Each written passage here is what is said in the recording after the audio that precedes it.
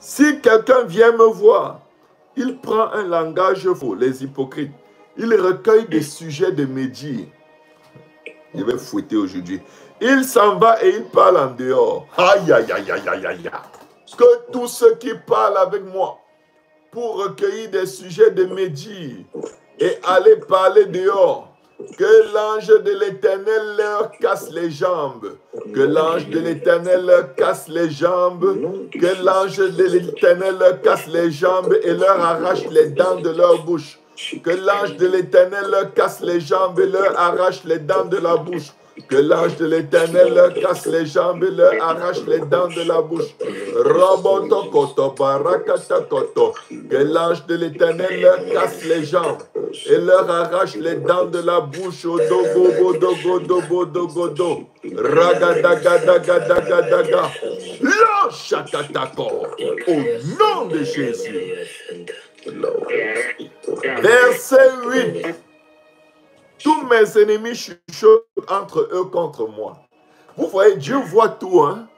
Quand il chuchote là, ne perds pas ton sommeil parce qu'on a mal parlé de toi. Dieu a entendu, Dieu était au milieu de la conversation. Amen.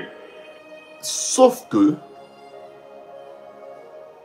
ils pensent que ton malheur causera ta ruine. Et ils se disent que tu es dangereusement atteint. Ils anticipent des malheurs. Ils disent, le voilà couché, il ne se relèvera pas. Oh Rakata. Ce sont des gens avec qui tu étais en paix, qui avaient ta confiance et qui mangeaient ton pain. C'est ça le plus grave. Ce sont les gens avec qui tu es en paix les plus dangereux.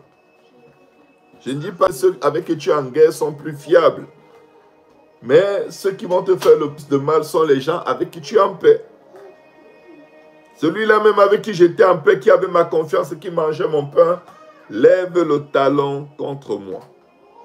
Toi, Éternel, aie pitié de moi et rétablis-moi, et je leur rendrai ce qui leur est dû. Ça veut dire quoi? Ils t'ont fait du mal, ils t'ont calomnié.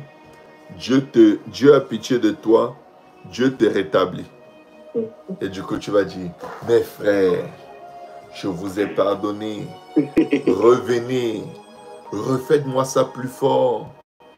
Non, ça veut dire, je vous pardonne comme Dieu, mais je ne vous laisse pas impunis. Dieu pardonne. Écoutez, punir les gens là, ce n'est pas la rancune. Hein. Vous savez ça. Prier que le feu les consume là, ce n'est pas la rancune. Non, non, ce n'est pas la rancune. C'est juste que je te pardonne, mais je ne te laisse pas impuni. Ah! Ya ya ya ya ya ya ya ya ya. Kata kata kata kata kata. Prakota prakota. Tu me piques? Non, non, non. Tu m'as piqué avec l'aiguille. Tu t'es piqué avec l'épée. Je te pardonne, ce n'est pas la rancune, c'est l'éducation de mon entourage. Tu sais, ton entourage va te traiter selon que tu les as éduqués. Si tu leur montres que tu es une tête à claque, ils vont te donner les claques parce que quand on te regarde, la main part seule pour te gifler. Mais si tu leur montres que tu es un marteau, une hache de guerre, quand ils vont te voir, ils vont dire, grand frère, ça va? Grand, je suis innocent. Je t'aime. Pardon, ne parle pas de moi dans tes prières. Il faut éduquer votre entourage.